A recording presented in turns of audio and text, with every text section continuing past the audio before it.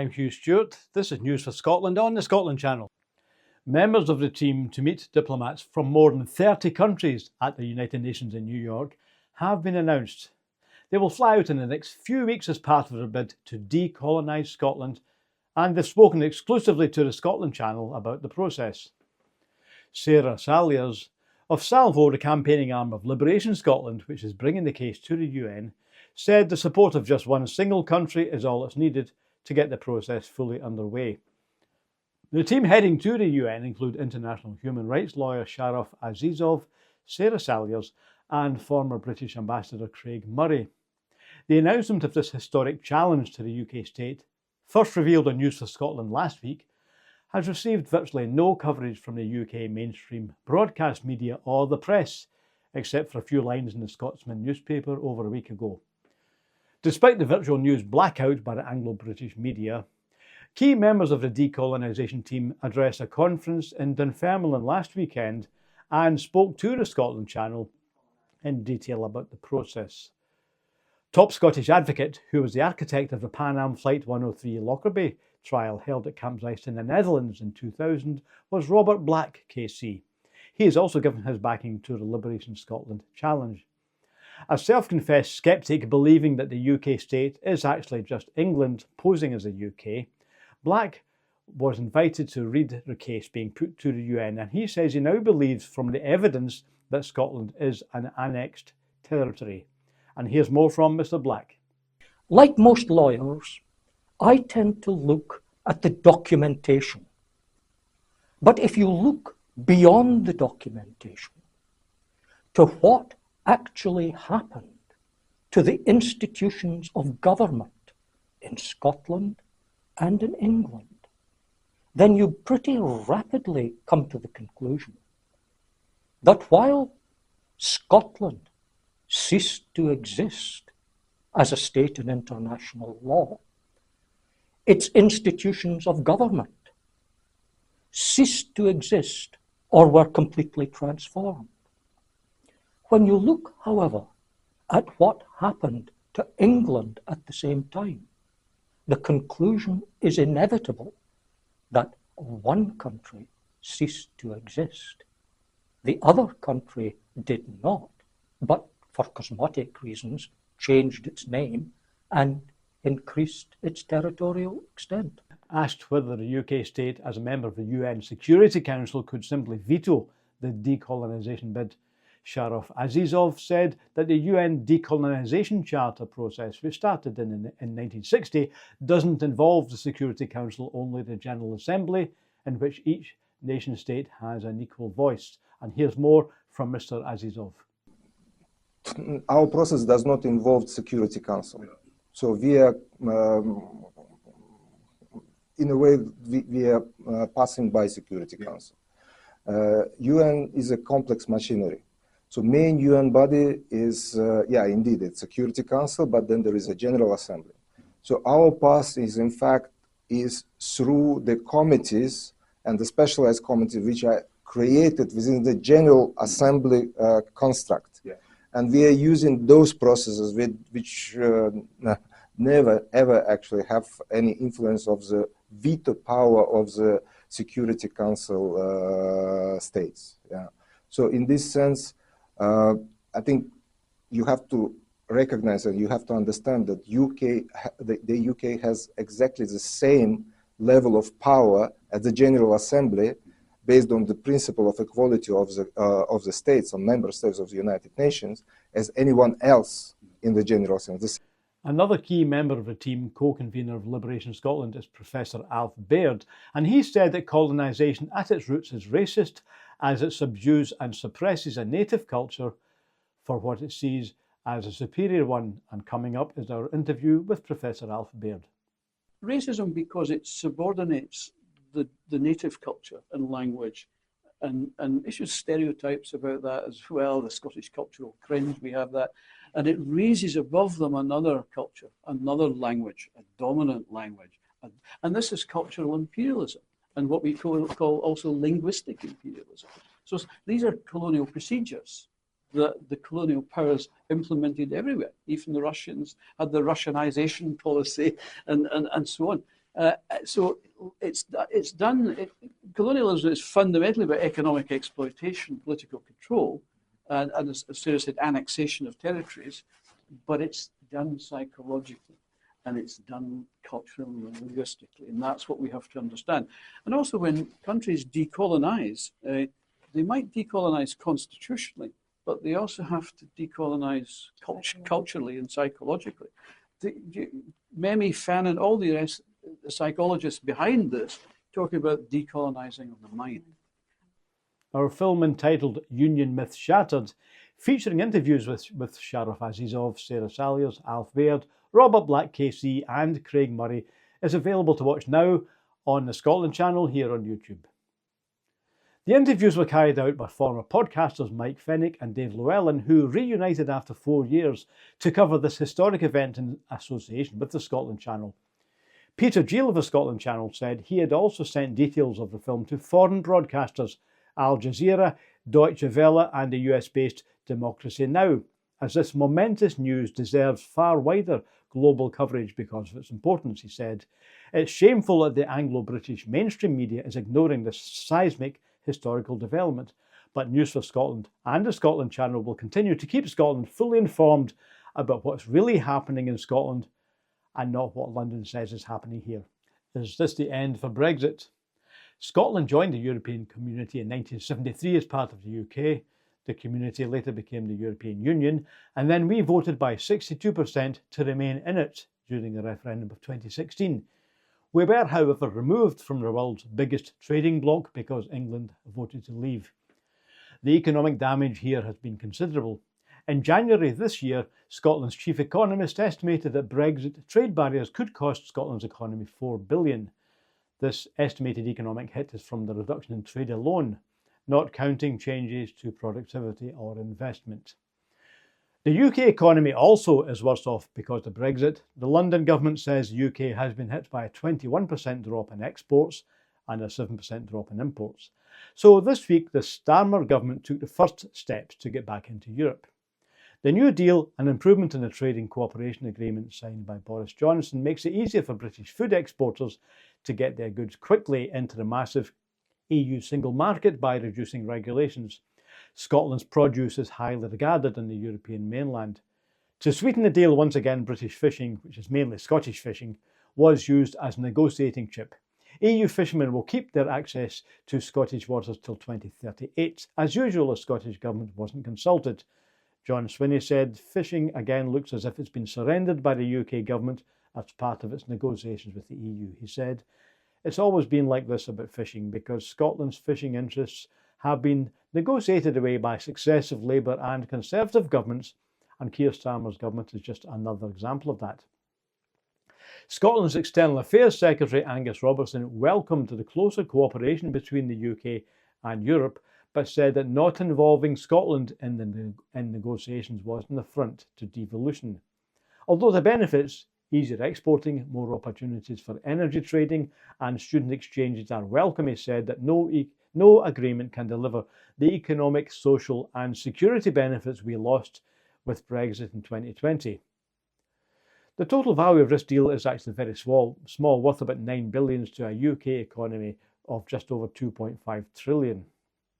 The Scottish Fishermen's Federation has accused the government of capitulating to the EU. It sounds like a total capitulation, absolute total capitulation and a massive failure of government, said Elspeth MacDonald on behalf of the Federation. Joanna Cherry, former SNP MP for Edinburgh South, said on X, "Watching the UK summit press conference, it feels like the beginning of the end for Brexit. Good news, particularly as it would make Scottish independence easier. I feel for the fishing industry, but I have to realise they were sold a pup from the outset." She continued, "There's no remedy for this sort of insult other than taking the case for independence forward with a strong argument and real intent." Angus Robertson earlier told the Scottish Parliament, "We still believe that Scotland's best future lies as an independent country within the European Union, but we will continue to engage constructively and positively in the next phase of negotiations. We also hope to see the UK government work collaboratively with devolved governments in developing its policies, as the EU does with its member states." A fundraising appeal to help pay the legal expenses of an Ayrshire independence campaigner who was arrested for flying a saltire from a bridge in Kilmarnock last April has reached 2,430 of its 3,600 target. Peter Ling of Yes Prestwick, who launched the fundraiser on GoFundMe, has called for more donations to help reach the target to pay for the legal expenses of 70-year-old Jim Morton. Jim suffers from chronic obstructive pulmonary disease and has just had stents fitted. He's also currently waiting for a knee operation. The year-long legal battle has been stressful for Jim, who claimed that police did not follow procedure and lied about the flags. Police arrested Jim on a Bridges for Indy event last April, despite him having taken part in protests on the same bridge and in all weathers for years. He was found not guilty a year later after no fewer than 5 court appearances at the Kilmarnock Sheriff Court and had to pay $3,600 in legal fees to fight his case. Appealing for more donations to help reach the target, Peter Ling said, "Whilst the verdict is great news after a year of stress and 5 court appearances, there is a price to pay for justice and protecting the right of peaceful protest for Scottish independence. Jim had to pay £3,600 in legal fees.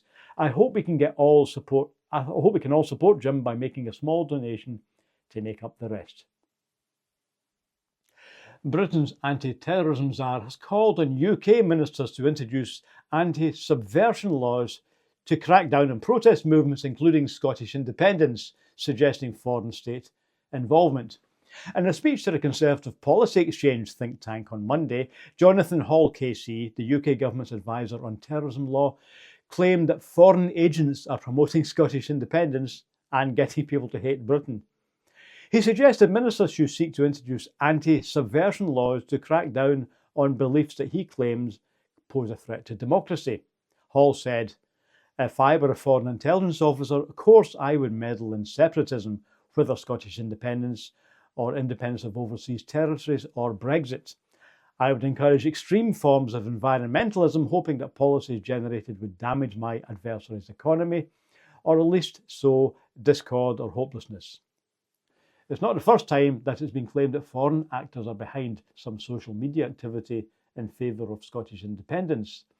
Westminster's Intelligence and Security Committee found in 2020 that there was credible open source commentary suggesting that Russia undertook to influence campaigns in relation to the Scottish independence referendum in 2014, despite the fact that Scotland lost the vote. Peter Gill of the Scotland Channel said that the genuine desire of Scots to achieve independence for their country is an entirely legitimate goal.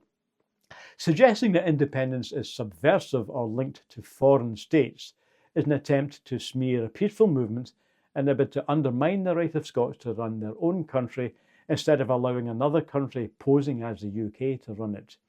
He said the UK state already interferes in the independence movement in Scotland, supported by a compliant mainstream media, which keeps Scots largely in the dark about their own country, something that's far from democratic. He went on, "As someone born in England, I can assure Mr. Hall that the grassroots independence movement in Scotland is made up of genuine people who not only cherish real democracy, but who simply want what virtually every other country in the world has, their own independence." The Scottish Government will not intervene to stop a controversial development on the banks of Loch Lomond.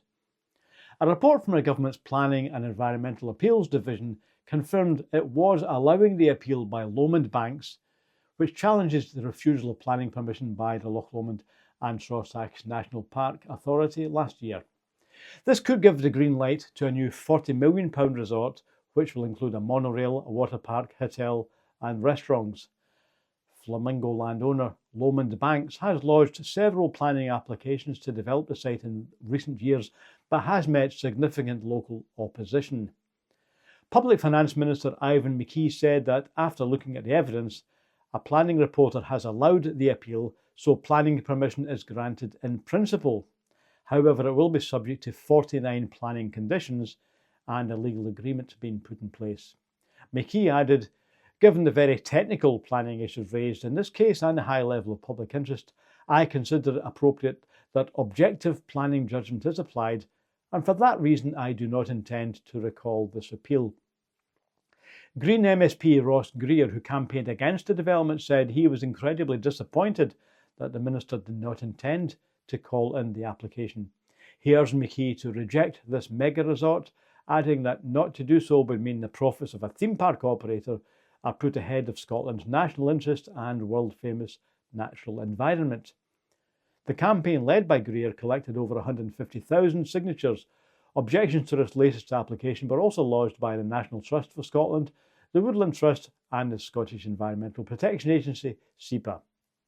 Labour's Jackie Baillie backed Greer's request for ministers to call in the application, adding, "The reporter's decision does fly in the face of expert evidence, the unanimous decision of a national park, the view of SEPA and indeed the overwhelming majority of local people."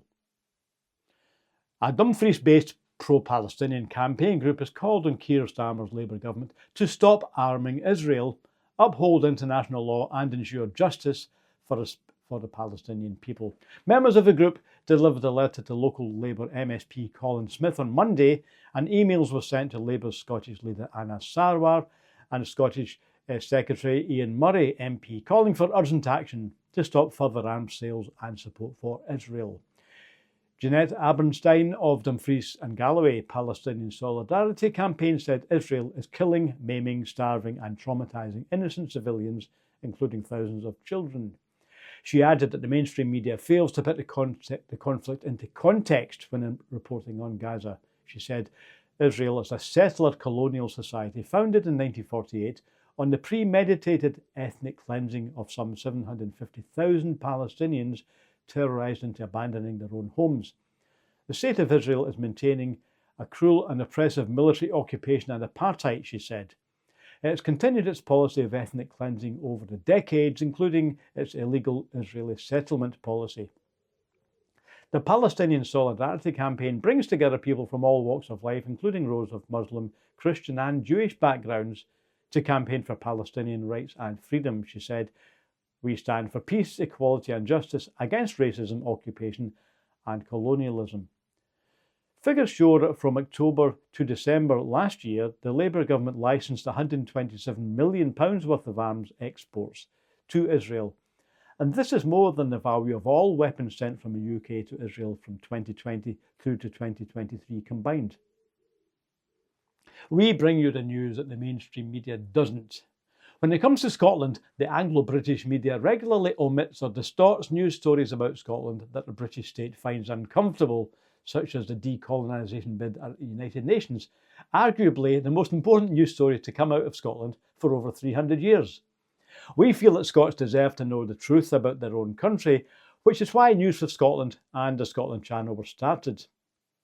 If you support truly independent Scottish media, then please support us by sharing our content and telling friends, family and work colleagues about us.